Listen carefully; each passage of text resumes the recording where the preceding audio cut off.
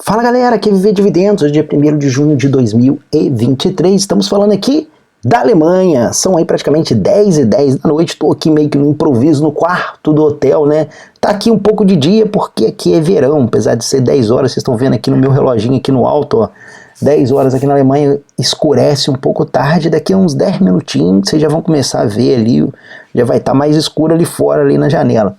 Mas tô aqui meio que no improviso, abri um buraquinho aqui no meu passeio, vim visitar minha filha aqui. Falei, pô, vou aproveitar o tempo aí livre aqui no quarto e gravar um pouquinho sobre a Williams Sonoma. A gente vai fazer um balanço comentado sobre essa empresa, então cola aqui com a gente que eu vou te explicar em detalhes. Bora lá então. É uma empresa pouco conhecida na bolsa, né? Não é assim uma empresa badalada. Eu acho que talvez a maioria do público que esteja me ouvindo aqui no canal nunca ouviu falar de Williams Sonoma, né? Talvez aqui more nos Estados Unidos tenha um pouco mais de conhecimento, quem vive lá no dia a dia. Porque ela é uma empresa com a característica de venda de imóveis. Então, tipo assim, você vai lá visitar, você não vai comprar um fogão, você não vai comprar uma cozinha, então você acaba não conhecendo. Mas se você vai para morar lá, você acaba uma hora ou outra esbarrando com uma Williams Sonoma. Óbvio que a Williams Sonoma é de preço alto, mas ela tem outras marcas aqui, a gente vai falar um pouquinho sobre o case dela, mas ela entrou na minha lista de ações, que eu estou fazendo uma reestruturação na minha carteira pública, né? Eu estou fazendo uma troca ali de ações, vendendo algumas ações ali, que eu não estou curtindo muito, que tipo já não está me dando mais aquele retorno que eu esperava, e colocando outras apostas na carteira, e essa empresa aqui é uma delas. Quando eu falo aposta, não quer dizer que necessariamente é uma ação de risco, né? Mas é uma ação que, assim, não tem um histórico muito, vamos dizer assim, não é uma blue chips, né? Ela é uma empresa ali de médio porte, tá brigando ali para ganhar espaço no mercado, para ganhar market share, e acredito que está fazendo um bom trabalho, os números estão muito bons, e até por isso que eu estou dando uma oportunidade para ela na minha carteira. Eu acho que é um jogador interessante para você colocar no seu time, ou pelo menos avaliar, né? Não é nenhuma surpresa que a empresa é de varejo, né? Eu vou falar um pouquinho aqui sobre o case da empresa antes da gente entrar.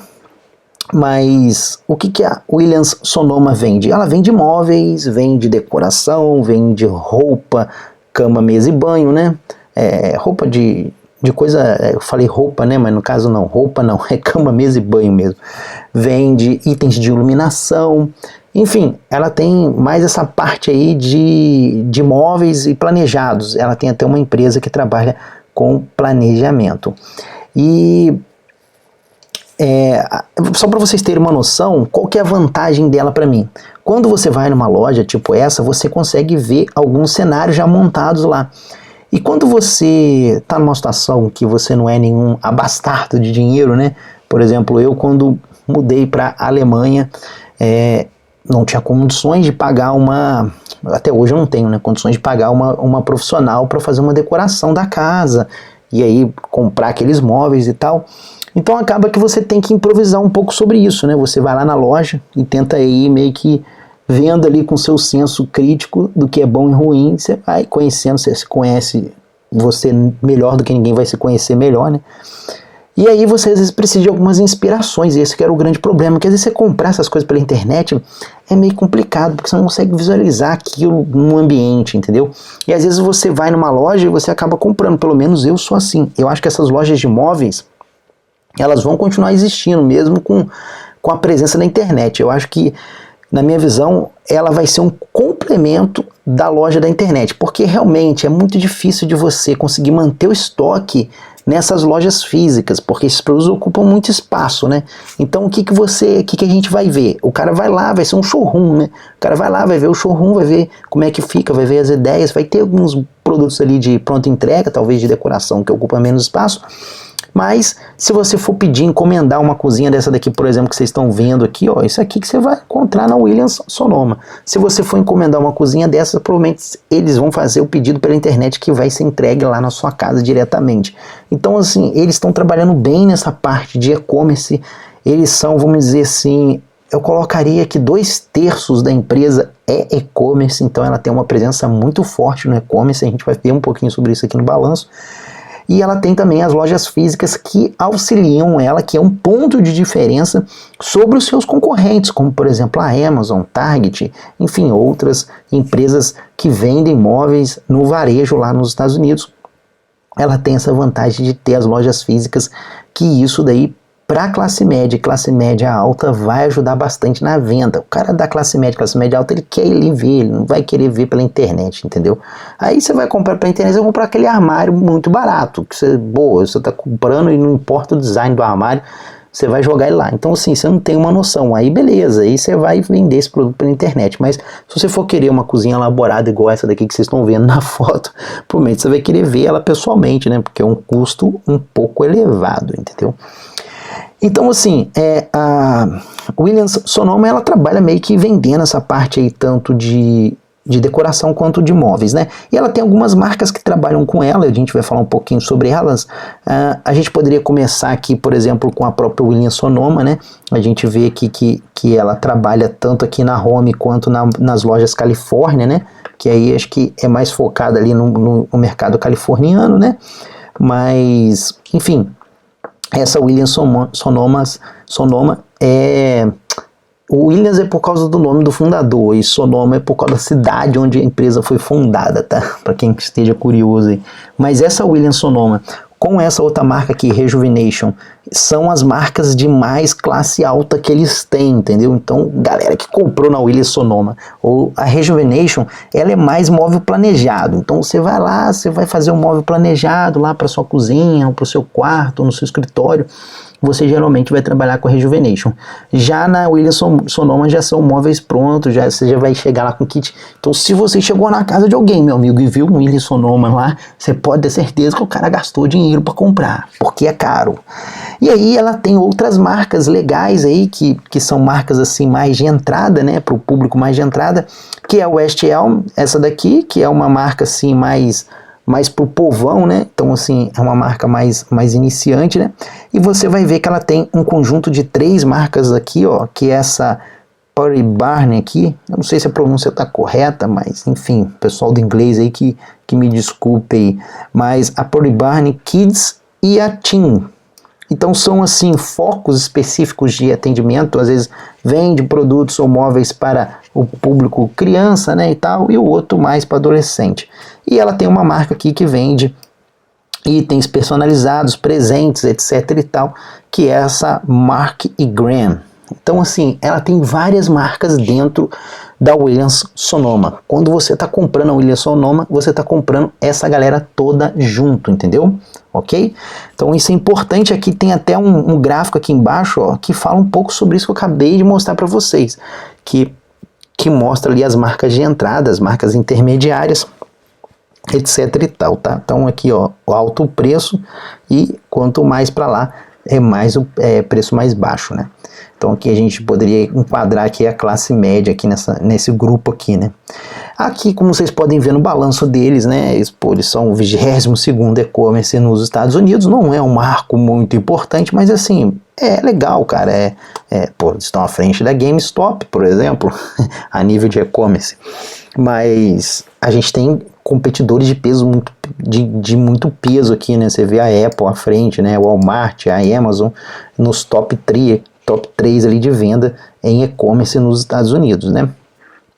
Mas como vocês podem ver aqui no balanço, ó, vou mostrar para vocês aqui, o balanço deles aqui, ó. Aqui a gente consegue ter uma noção de quanto que cada marca corresponde no bolo, né? Então a Pottery Barn 3,5 bilhões da receita vem deles, né, dos 8,7 bilhões de receita em 2022. Depois a West Elm, que é a outra, que é a classe mais de baixa renda, com 2,2 bilhões. A Williams Sonoma com 1,2. A Pottery Barn Kids e Teens com 1,1. E os outros com 420 milhões. Você vê que 66% das vendas desses caras vem do e-commerce. Então, meu amigo, você não está comprando só uma loja de retail, tu está comprando um e-commerce. Então, às vezes você quer se posicionar ali no e-commerce, procurar um e-commerce ali para você poder colocar uma grana.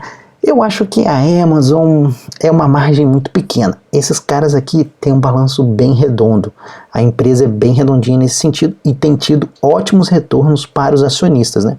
Como a gente pode ver aqui, ó, o retorno total que ele calculou aqui para os acionistas, né, foi de 13% nos últimos 10 anos. Aí você acha que geralmente nas empresas isso vai diminuindo, só que na Williams Sonoma isso está aumentando. São poucas empresas que você vai ver isso. 29 nos últimos 5 anos e 24 nos últimos 3 anos. Aqui vale abrir um parêntese, né? Você tem que tomar cuidado com esses números, que aqui eles vão mostrar as coisas que é interessante para eles venderem o peixe dele, porque eles querem seduzir como acionista, né? Mas aqui a gente vê que teve uma pandemia, e na pandemia a gente teve um boom de vendas muito alto, né? Tanto é que por isso que as ações da Williams Sonoma dispararam lá na pandemia, porque o pessoal ficou preso dentro de casa com a questão do fechamento, e aí por essa questão o pessoal acabou o quê? Pô, tô aqui preso dentro de casa, vou trocar a geladeira, vou trocar o meu guarda-roupa que tá caindo aos pedaços. Eu não ficava dentro de casa, ficava uma parte do tempo no escritório, agora que eu tô ficando, vou gastar, vou arrumar a casa. Então o pessoal começou a investir nos móveis para dentro de casa, e aí as vendas da Williams Sonoma foram crescendo, meu amigo. Então a gente vê um crescimento muito alto, e aí foi onde eles tiveram um boom na margem deles de 17%. É muito incomum isso no varejo. Eles já estão sofrendo já uma retração nessas margens. É normal, isso vai acontecer, porque nenhuma empresa de varejo vai conseguir manter essa margem nessa altura. Eu vou mostrar para vocês que isso daí foi por causa da pandemia, quer ver? Tem um gráfico aqui deles que mostra exatamente isso, e eu vou encontrar para vocês agora, nesse exato momento aqui. Se eu vejo, rapaz, será que eu vou achar? Tô até passando devagar aqui, vocês podem ver que o meu notebook já tá meio, coitadinho, já tá meio velhinho, né? Tá na hora de eu trocar também notebook, celular, tô igual o pessoal aí da pandemia. Mas olha aqui, ó, margem operacional, ó, é isso aqui, rapaz, ó, é isso aqui que me interessa. Bom, olha só, vocês veem que eles estavam com uma margem de 8,6 antes da coisa toda acontecer, saltou para 14 e chegou a bater o pico de 17 em 2021, e aí veio caindo, e agora teve uma queda muito forte para 15%, comparado aos trimestres, aos anos anteriores ali, mais recentes, de acordo com a situação toda que aconteceu. Isso daí, essa margem deles caíram agora, foi por conta do aumento de custos da matéria-prima e tal, aquela coisa toda. Eles tentaram segurar, demitiram funcionários, estão fazendo uma remodelações lá na empresa, se livraram de alguns custos em projetos que não estavam dando muito retorno. Enfim, você vê que é uma empresa que está trabalhando para poder manter uma alta rentabilidade para o acionista. E isso é bom a empresa estar preocupada com isso. A gente não quer uma empresa que só vá crescendo e não se importando com lucratividade. Eles cresceram dividendos, se não me falha a memória, por 16 anos seguidos. Se não me falha a memória, tá? Em algum lugar tem aqui, se não tem aqui, depois... mas enfim, desde 2000 e... acho que foi 16 anos mesmo. Eles instituíram os dividendos, se não me falha a memória, em 2007. E desde lá eles não cortaram mais os dividendos. Então, assim, é uma empresa que tem um histórico de crescimento de dividendos. E aí você se pergunta, né? Mas e aí, será que esse crescimento é sustentável? Vamos dar uma olhada nos números dela. Então, acho que deu para você entender o case da empresa como um todo, o que a empresa faz, né? Como que ela ganha dinheiro, porque se você não entender isso, é melhor você não ser sócio da empresa. Você tem que entender como que a empresa faz grana, né? Tem um detalhe, mas depois eu comento. Mas vamos lá. Vamos dar uma olhada aqui nos números, né? A gente tem utilizado esse aplicativo, tem um vídeo dele aqui no nosso canal, sobre esse camarada aqui. Mas vamos pegar aqui a minha caneta, né? Vocês podem ver que, olha só, cara, a gente teve um up aqui na cotação da menina que bateu aí, ó, $223 quando começou a pandemia. Foi crescendo e chegou no topo. De lá pra cá, ó, tem 50% de queda, tá, meu amigo? Só para você poder saber, tá? 50% de queda. E os números dela continuam mostrando crescimento de receita e lucratividade previsto para os próximos anos. É óbvio que isso aí vai ser todo um desafio, né? Vamos ver se eles vão realmente conseguir, mas os números dela não estão muito bons, ó, 17% de queda, considerando um ano, ela está pior do que o SP500.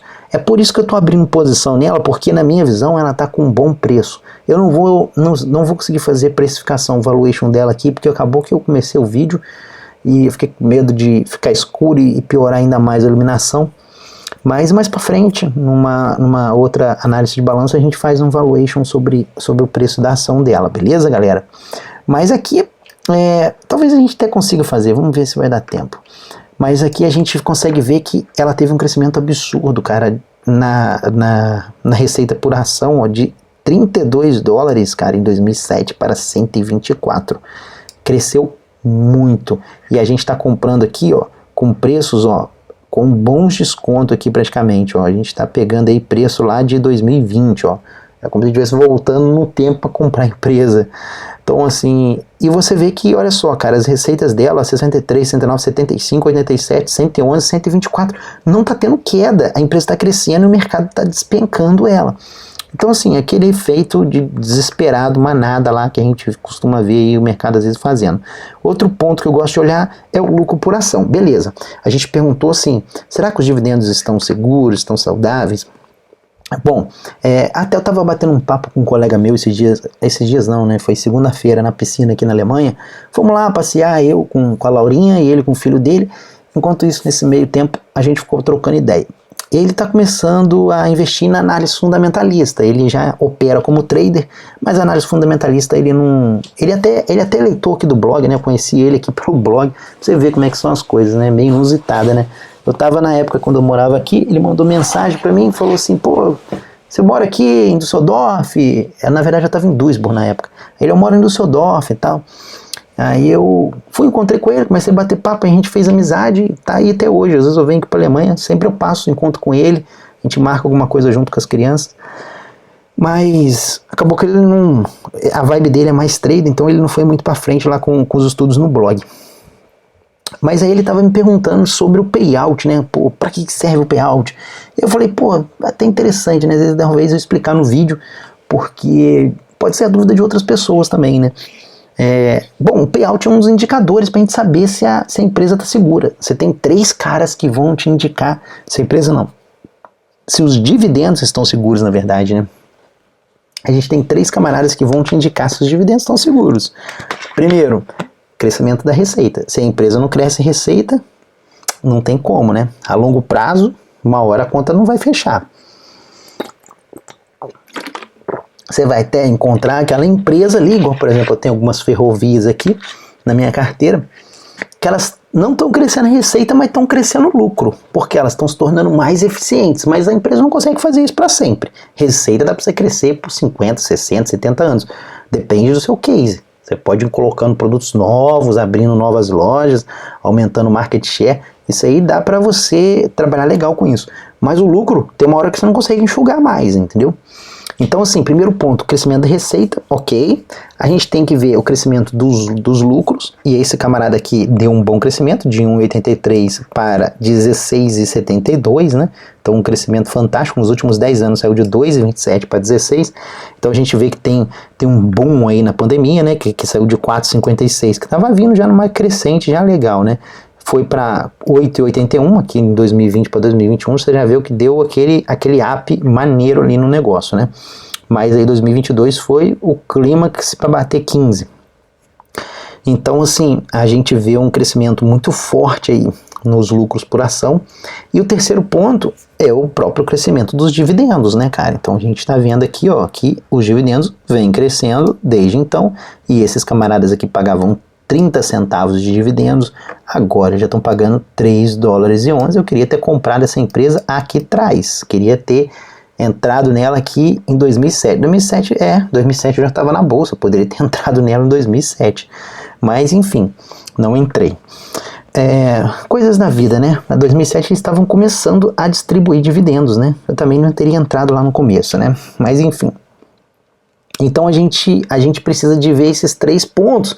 E o quarto cara é o payout. O payout ele vai te sinalizar se essa empresa tá com uma margem para poder continuar crescendo esses dividendos. Por quê? O que é o payout? O payout é o seguinte: imagina que eu tenho, sei lá, 100 dinheiros para distribuir de dividendo para os meus acionistas, e eu distribuo desses 100 dinheiros, eu distribuo 80 dinheiros, eu vou lá e pum, distribuo para a galera.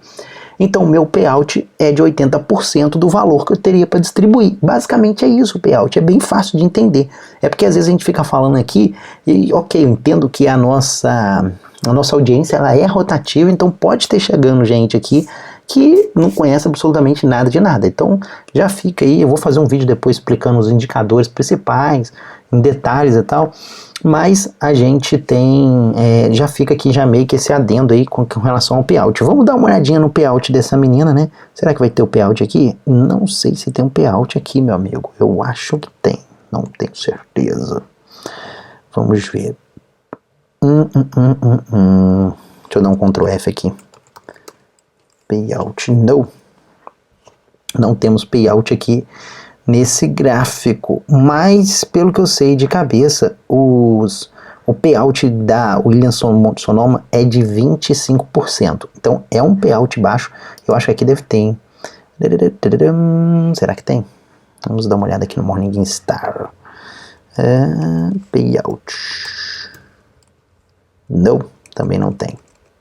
Rapaz, tá difícil esse indicador, hein? Não é nem um indicador assim tão crítico assim, é um indicador bem comum, né, cara? Por que a galera não colocou... Aqui não tem nenhuma abinha aqui, ó, dividendos, aqui deve ter, ó. Vamos dar uma olhada aqui. É isso aí, galera, no improviso, na hora a gente vai abrindo parênteses, depois não fecha.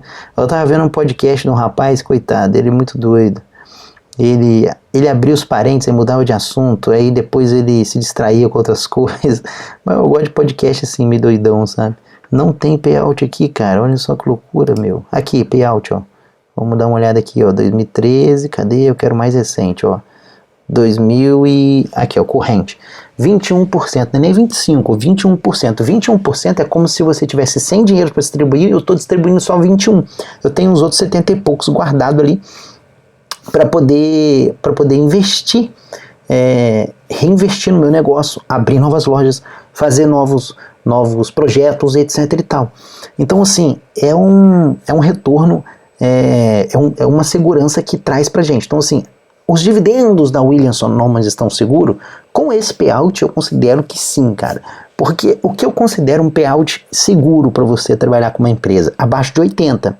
Acima de 80, eu já colocaria um alerta ali, mas aí até dependendo do perfil da empresa, dá para você trabalhar com ele acima de 80. Por exemplo, Coca-Cola. Coca-Cola você pode trabalhar com payout próximo de 90, próximo de 100 às vezes, porque a Coca-Cola, cara, ela não vai ter volatilidade, ela não, tipo assim, é aquela venda de Coca ali, Colgate, por exemplo, a mesma coisa, tipo, não vai ter um mês que o pessoal não vai comprar pasta de dente, entendeu? Então, tem jeito, o cara tem que comprar pasta de dente.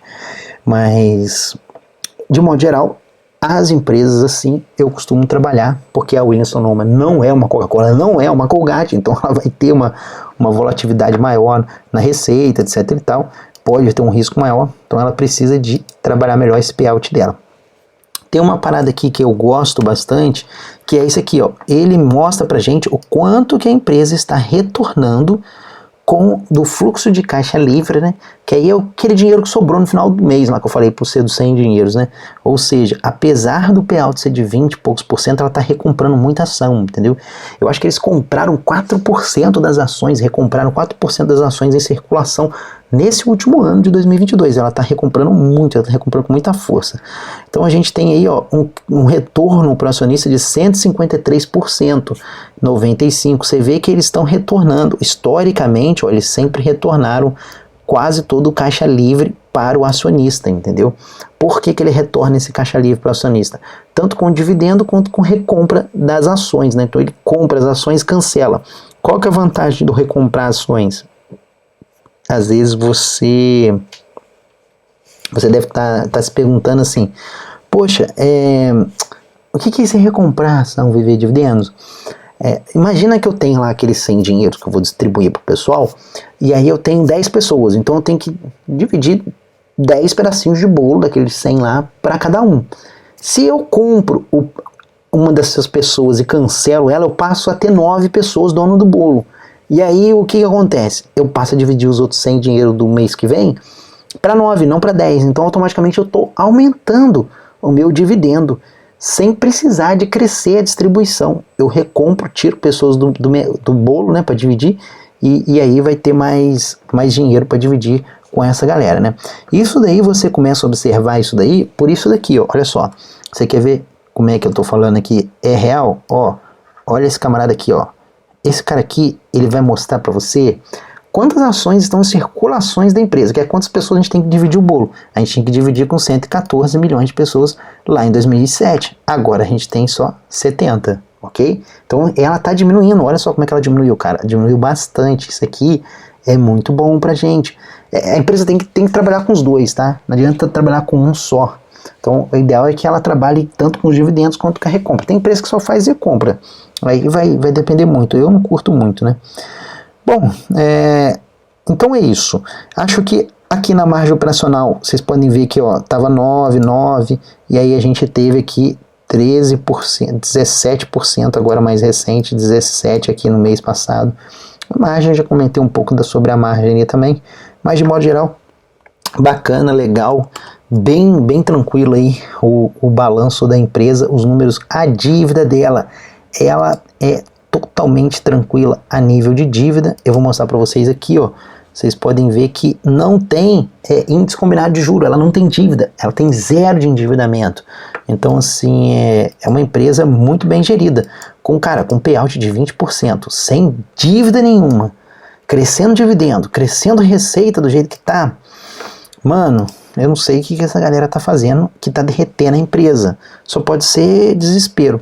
Olha, crescimento da receita nos últimos 5 anos, 11%, nos últimos 10, 8%.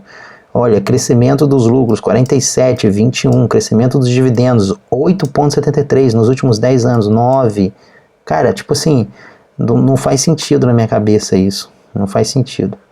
Mas enfim, olha só aqui, ó, o lucro por ação, né? Earnings, né? Não, isso aqui é receita.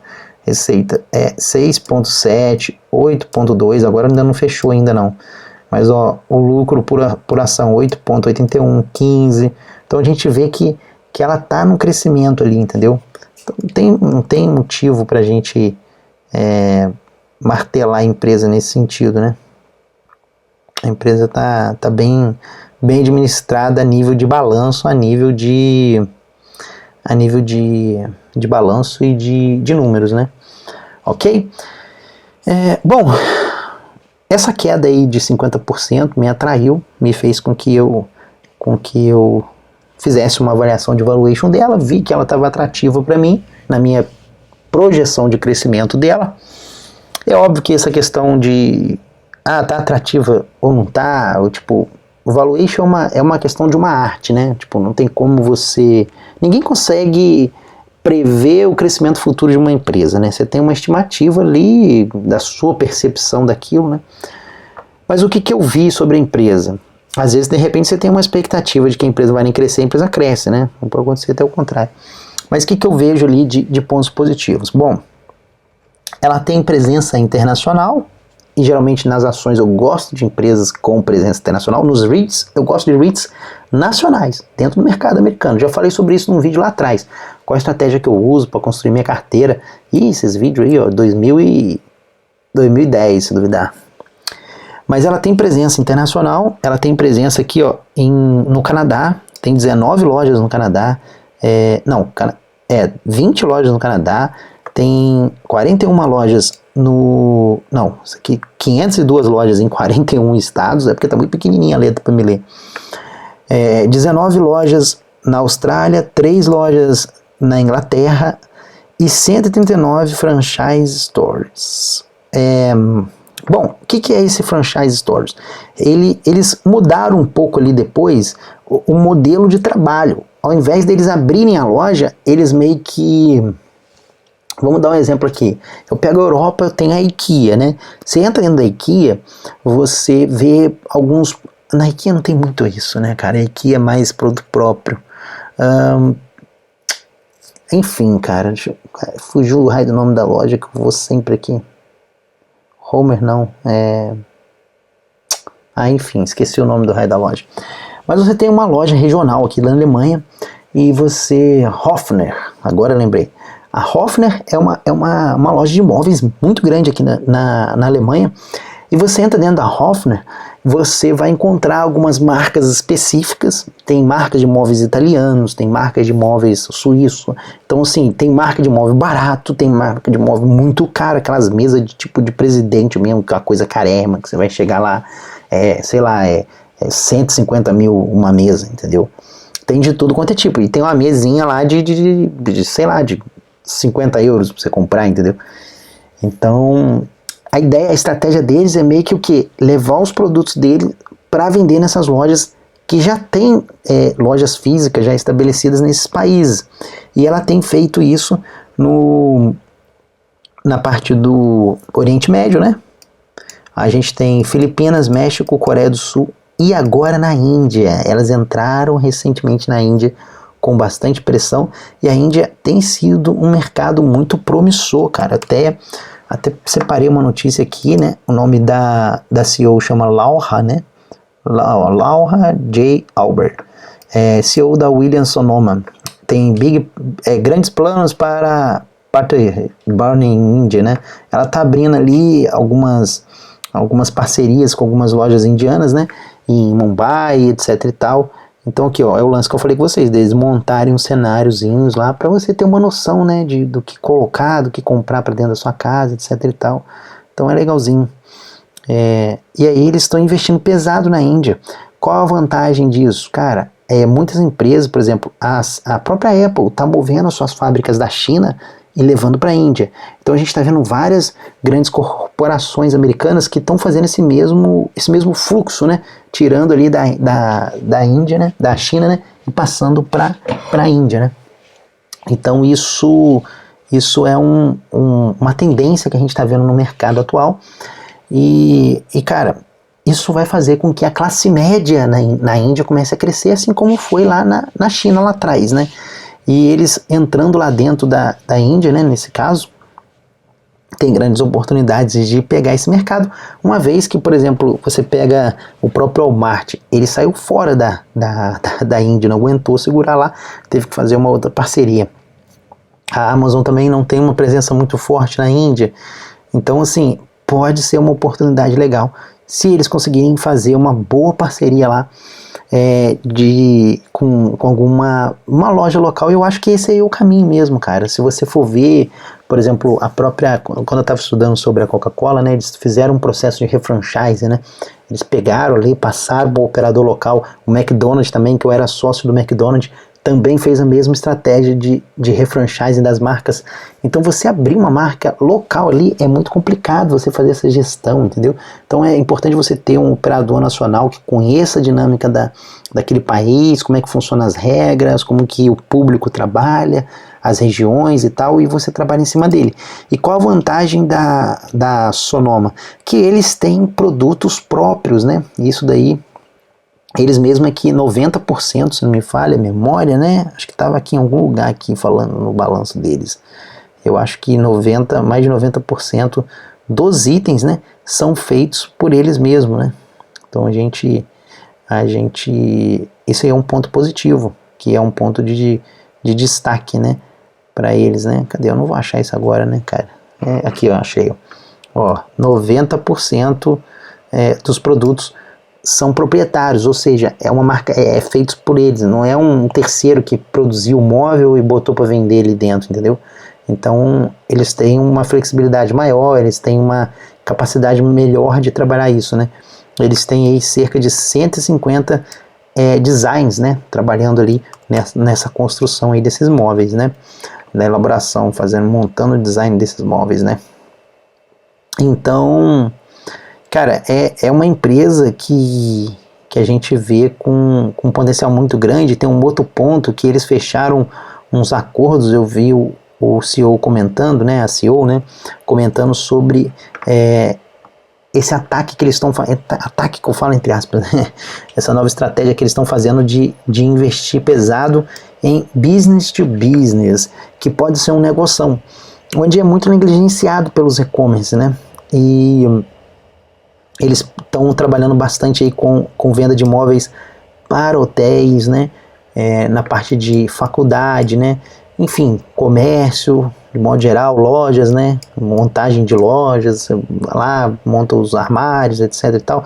Até cruzeiro aqui, ó, eles já estão colocando alguns pezinhos aí, escritórios médicos, enfim, eles têm, aqui ó, isso aqui é um exemplo, né, tipo, isso aqui provavelmente é algum saguão de algum hotel, algum restaurante de algum hotel, então olha só como é que é, bem feito, bem luxuoso o negócio, e é um mercado, cara, de 80 bilhões de dólares, então tem muita receita para crescer, óbvio que vai ser um outro mercado, né, um outro desafio, uma coisa é você vender para um consumidor, outra coisa é você vender para uma empresa, né, uma outra dinâmica, mas eu vejo isso com bons olhos e me anima na projeção de crescimento deles, que eu acredito que eles devem conseguir manter essa taxa aí que tem mantido hoje aí de receita líquida de crescimento de 11%, se conseguir manter algo nessa faixa de 2 dígitos, vai ser, cara, muito bom mesmo.